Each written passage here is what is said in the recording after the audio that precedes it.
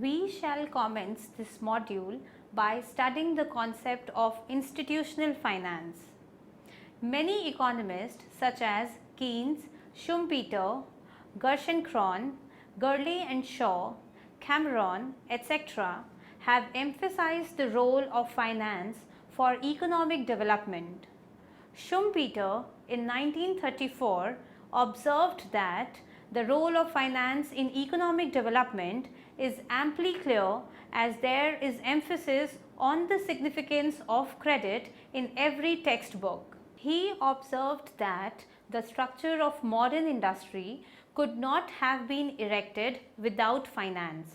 According to Schumpeter, the services provided by the financial intermediaries such as mobilization of savings, evaluation of projects, management of risk, monitoring of firms, managers and facilitation of transactions in economic activities are essential for the technological innovations and economic development. Famous economist Minsky in 1982 also argued that finance and financial relationships are fundamental because they oxygenate economic units, allowing them to purchase without previous savings, and they make growth and structural transformation possible by providing current purchasing power to those who would use it to expand the boundaries of the system. In the context of the role of finance and financial intermediaries in the economic development, the institutional finance has a significant role in the economic development of a country. Institutional finance stands for the finance that arises from the institutional sources. Institutional sources primarily consist of commercial banks and specialized banks such as industrial developmental banks and agricultural development banks, housing development banks, etc.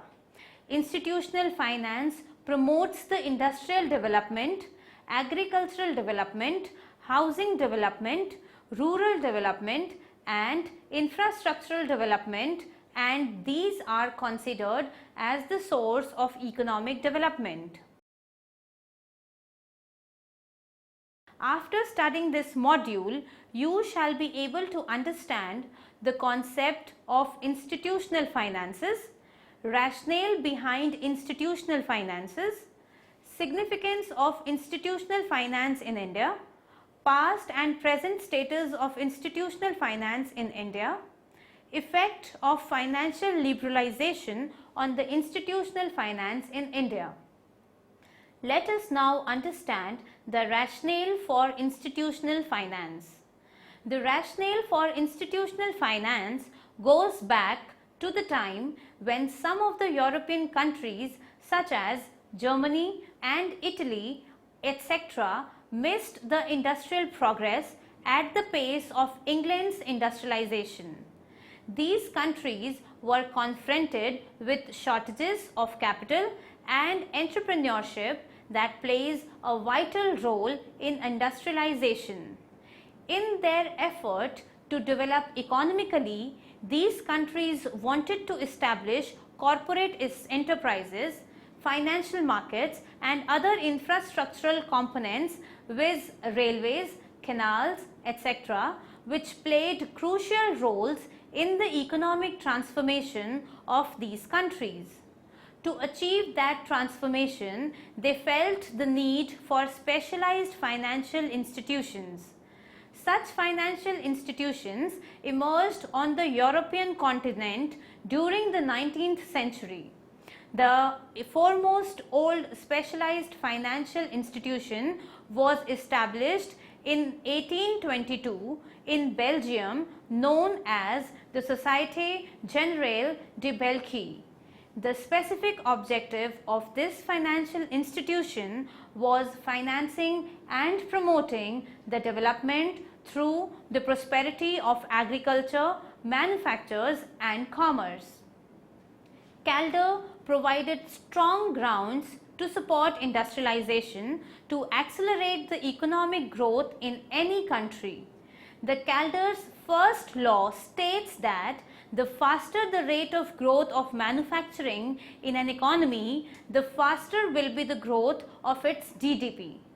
Instead of simply being a correlation between the two variables, Calder regarded the relationship as fundamentally a causal one, the causation running from the growth of manufacturing production to the growth of GDP. Industrial development is also considered important because it pulls surplus labor resources from the agricultural sector, thereby raising the productivity and per capita income even in the agriculture sector. Further, beyond a point, even agriculture growth becomes dependent upon the availability of the certain manufactured inputs such as machines, chemicals, fertilizers and pesticides. Industrial development is also important because as per the Engel's law, the demand for non-food commodities grows and diversifies as the income grows. Role of institutional finance can also be understood by looking at certain functions which are assigned to the financial institutions. These functions include banking functions, development functions, promotional functions, fostering of capital market, project appraisal and the supervision of assisted economic entity. The role of specialized financial institutions is visualized an important one in pushing the industrial development as they form an important source of primary long-term finance. The long-term lending is an important constituent of the banking function. The existence of commercial banks, which are primarily the source of the short-term finance, complements the role of specialized finance in financing the industrial development and therefore the economic development. The existence of financial institutions creates an environment in which the new entrepreneurs can convert their potentialities into the real contributions to the economy by expanding the production base, provided they are well supported by the finance for their financial and industrial ventures. The promotion of enterprises by assisting the potential entrepreneurs with financial and non-financial inputs constitutes the promotional role of financial institutions. The capital market constitutes an important segment for financing economic activities. Financial institutions' involvement in the capital market raises the confidence of the public in it. It is primarily based on the factor that financial institutions are better placed as compared to an individual investors in terms of extracting the correct information about a project, and hence financial institutions' involvement raises the credibility of the project that helps the project to mobilize funds from the public. Given the advantage of financial institutions for their own technically and managerially capable manpower, the project appraisal by the financial institutions assist the potential entrepreneurs to identify the weaknesses of the project, and thereby it helps in taking an informed decision by the entrepreneurs.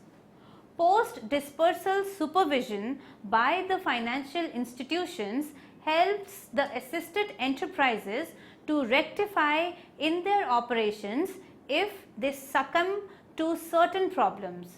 In fact, the task of post-dispersal supervision ensures the participation of financial institutions in the governance of assisted enterprises, and that works advantageously for the firm. Now, we will move on to discuss the evolution of institutional finance in India, the pre-financial liberalization scenario. The economy that the British colonial rulers had handed over to the government of newly independent India in 1947 had been much exploited for its resources and damaged in terms of its industrial structure. The need for initiating the economic development virtually from scratch created the need for systematically planning economic progress. The launch of 5-year plans reflected the pursuit of that goal by the Government of India. Since finance is an important requirement for the economic development, the creation of appropriate financial institutions was an important part of the agenda of the independent Government of India. Financial institutions were seen as essential to boost up the economic activities, particularly on the industrial front, which required long-term and medium-term finance, entrepreneurship, technology, marketing, managerial skills and research to identify and initiate the industrial projects. Most of these existed on very limited scale in India at the time of independence. In fact, most of the banks which existed were under the private sector and owned by the industrial houses, and these industrial houses used banks to finance mostly their own ventures. Such banks were not subjected to the professional regulatory framework, and hence many of them tended to fail or merged with their stronger counterparts. The underdevelopment of the financial system in India at the time of independence was that the Reserve Bank was also not completely operational by the government until it was nationalized by the Reserve Bank of India Act of 1948. The practice of existing commercial banks in India with regard to industrial finance was largely according to the British tradition of commercial banking, which primarily financed the need of working capital of industries. Such situation entails the setting up of financial institutions at a greater scale. The first All India financial institution, the Industrial Finance Corporation of India, that is IFCI, was set up on 1st July 1948 in the direction of having an organized financial system to meet the need of institutional finance for industrial development in India. The main objective of IFCI becomes clear from the preamble to the IFCI Act of 1948, which says that the IFCI is created to make medium and long-term credits more readily available to the industrial concerns in India, particularly in the circumstances where the normal banking accommodation is inappropriate or recourse to capital issue method is impracticable. Immediately after the establishment of IFCI, the Government of India passed the State Financial Corporation Act in 1951, which led to the establishment of 18 state financial corporations by the different state governments to cater to the financial needs of the medium and the small scale industries in the respective states. The significance of institutional finance emanating from the SFCs is that the majority of it went to the small scale units. This is substantiated by the data on the financial assistance by the SFCs for 1977-78. The data shows that more than 90% of the beneficiaries of the assistance were small scale units, and the amount going to the small scale units constituted 60% of the total loan amount by them. Passing of the SFCs Act of 1951 was followed by the establishment of the Industrial Credit and Investment Corporation of India, that is ICICI, in 1955. The ICICI was expressly established for the purpose of assisting industrial enterprises in the private sector across India. The foremost vital source of institutional finance for industries of every type was the Industrial Developmental Bank of India, that is IDBI, which was established under the ownership of the RBI in 1964 under the IDBI Act of 1964. The IDBI not only offered the financial assistance directly to the industries concerns, but it also refinanced the commercial banks and the other financial institutions for their financial assistance to the industries. It also coordinated among all financial institutions for direction of institutional finance to desired areas set up by the state. One more segment of financial institutions in India has been State Industrial Developmental Corporations, that is SIDCs, which were set up different states under the Companies Act of 1956. The reason for setting up of SIDCs was based on the fact that the SFCs were under the dual ownership of respective state and the RBI. The SIDCs were also set up to complement the role of institutional finance by the SFCs. By late 1970s, the country witnessed establishment of 28 SIDCs across different states. To rehabilitate and modernize the sick industries, the Government of India insisted the establishment of Industrial Refinance Corporation of India, that is IRCI, under the combined effort of IDBI, IFCI, ICICI, LIC and scheduled commercial banks.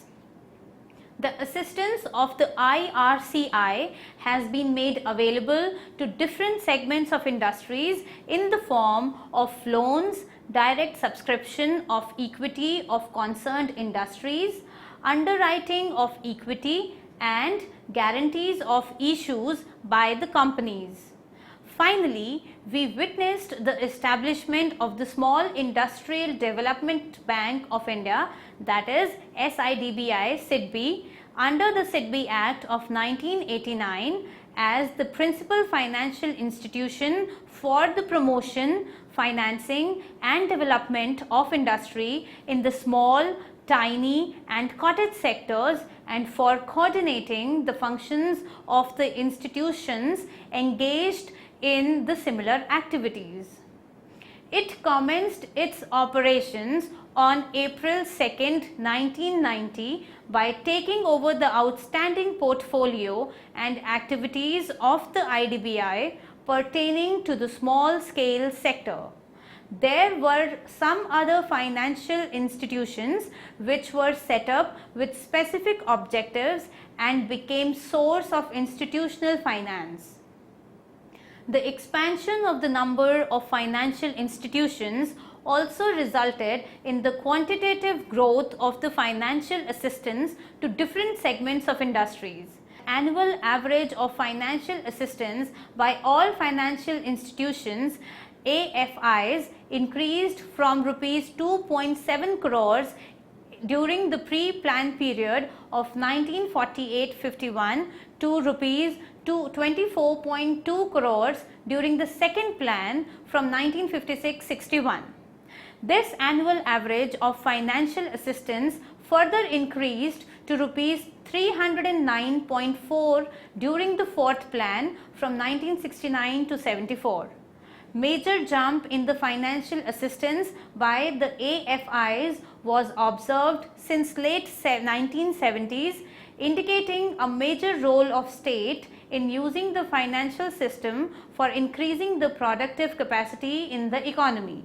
Such increase of financial assistance by the AFIs was not only visible in terms of its absolute value, but also as a percentage of real economic variables, reveals about the rise of financial assistance by the AFIs as percentage of gross capital formation in the private sector. The share of financial assistance sanctioned by the AFIs as a percentage of gross capital formation increased from 4.5% during the first 5-year plan to 59.1% during the 7th 5-year plan. Another source of institutional finance was commercial banking in India. Total outstanding advances by the scheduled commercial banks increased from rupees 547 crores in 1950-51 to rupees 1336 crores in 1960-61. However, the major jump in the advances by the commercial banks took place since 1970-71 onwards, causing the jump of outstanding advances to rupees 25,371 crores in 1980-81 and further to rupees 1,16,301 crores in 1990-91. This was essentially a result of nationalization of commercial banks, which led to the expansion of branches of commercial banks even in the rural belt and making available to the agriculture sector and non-farm economic activities. The maximum share of credit advances by the commercial banks went to the industries, but that credit was mostly in the form of short-term finance. Now, we will look into the post-financial liberalization performance of the institutional finance in India. Indian economy witnessed a new era of economic paradigm since 1991, characterized by greater role for market. Such paradigm was a result of economic liberalization in the financial sector and the real sector. Financial sector liberalization, which is also termed as financial liberalization, brought dramatic changes in the financial sector in terms of financial instruments and financial intermediaries. The financial liberalization was also characterized by not only giving greater scope to the market in credit flows from the financial institutions, but also the foreign finance was also allowed greater space in the financial system of the economy. The SEBI in 1992 was an attempt to give boost to the stock market activities. The promotion of stock market was considered to give alternate options to the firms to raise funds for their financial requirements. The statutory norms in the terms of SLRs and CRRs were softened to increase more funds in account of commercial banks. This was an attempt to bring market element in the functioning of commercial banks. Banks and financial institutions were subjected to capital adequacy norms, which were meant to improve their viability in the market arena. Financial liberalization also emphasized the phase out of concessional funds available to certain financial institutions for carrying out development objectives. The recommendations of the Narasimha Committee II in 1997 and further a working group on harmonizing the role and operations and development financial institutions and banks under the chairmanship of S.H. Khan in 1999 outlined the path for changing the characters of sources of institutional finance more on the line of homogenization of functioning and greater degree of competition. Overall, there was a rise in the financial resources meant for the industries, but the pattern of sources was under change during the financial liberalization. During 10th five-year plan, there was a steep decline in the financial assistance by the AFIs. This was entirely due to the conversion of the ICICI and IDBI into commercial banks during 2002 and 2005 respectively. These two development financial institutions constituted close to 60% of the financial assistance sanctioned by AFIs.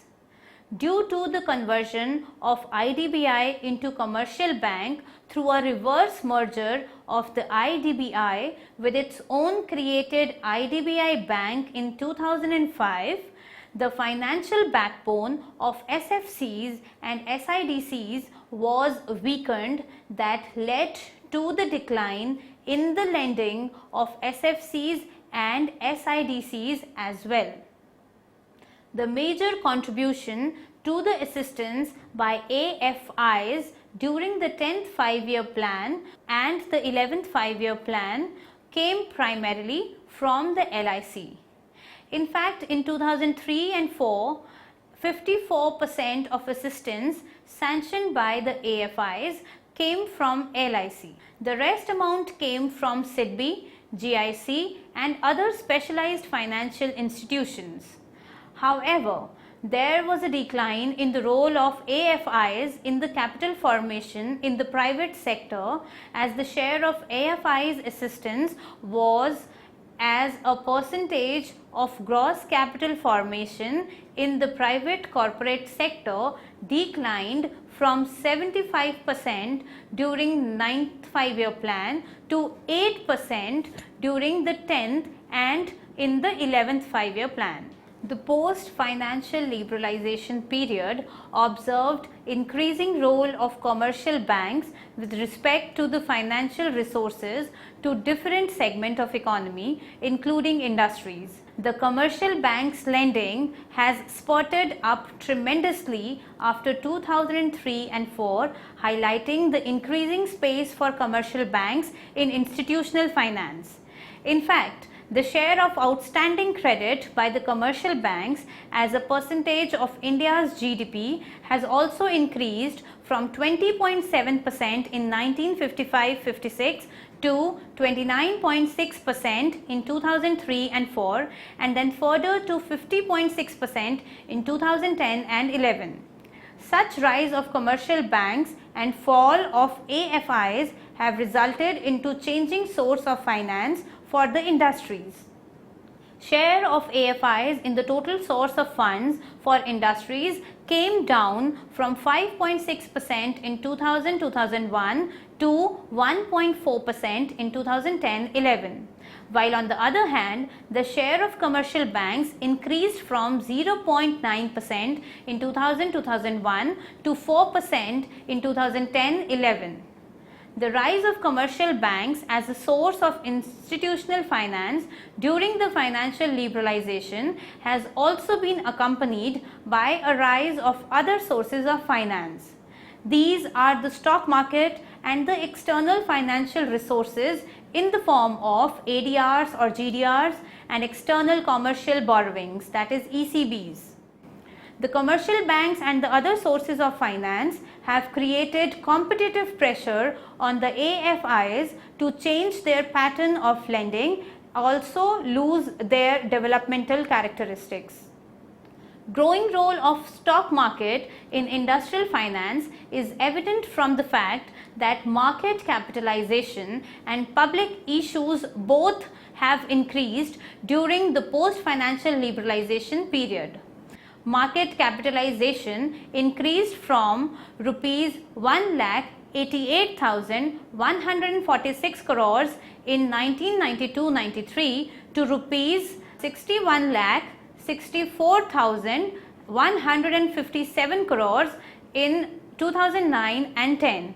And similarly, amount raised by firms through the public issues has also increased from rupees 19,803 crores in 1992-93 to rupees 57,555 crores in 2009 and 10. Now, we will summarize what we have studied in this module. Role of institutional finance in economic development has been identified by many economists, which is based on the fact that industrialization is crucial for the economic growth and there is a need of long-term and short-term finance for the industries that has to be met by incorporating and promoting the financial institutions. The role of government has been identified as crucial because the state can ensure the availability of finance to the important economic activities and the important geographical locations with appropriate guidelines and financial incentives to the financial institutions. Based on the experiences of the developed nations, the Government of India has also established many financial institutions with different objectives, but primarily to boost the industrialization in India. The beginning in the direction of establishing financial institutions was made by setting up of IFCI. The post-independence India observed rising role of institutional finance in the Indian economy. The share of AFI's financial assistance increased from 4.5% of the gross capital formation in the private sector in the first 5-year plan to 59.1% during the 7th 5-year plan. This was an indicator of the role of institutional finance in the capital formation of economy. The start of financial liberalization in 1992 brought structural changes in the institutional finance. Commercial banks grew exponentially while the AFIs, which progressed on the financial incentives of the state, witnessed decline due to the growing competition from the other sources of finance and also the withdrawal of state financial support to such financial institutions. The major drawbacks of the new structure of the institutional finance during the post-financial liberalization period arise on the count of two facts. Firstly, the over-dependence of industrial finance on the commercial bank is problematic because commercial banks' liabilities consist mostly short-term deposits and hence the commercial banks' overindulgence in the long-term financing carries potentialities of the banking crisis. Secondly, the stock market and the external sources of finance such as ADRs, GDRs and ECBs are unreliable sources of the industrial finance and therefore not suitable for a stable industrial growth and hence the stable economic growth of the country.